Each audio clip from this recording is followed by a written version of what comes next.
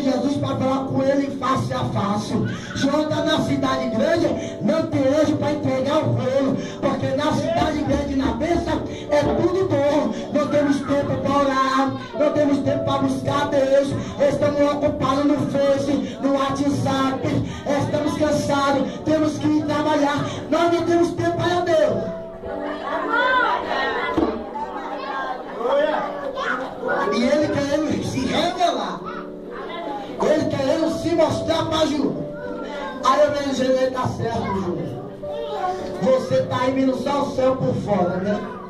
Eu vou permitir vir uma luta, eu vou permitir vir uma perseguição, eu vou permitir que Roma te capture para te levar para pátio, João. É porque que na luta, na ilha deserta, no vale, no deserto, eu vou te mostrar meu seu portento.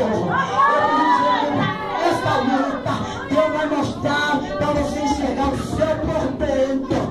Nesta luta, Deus vai vir ao anjo para face a face com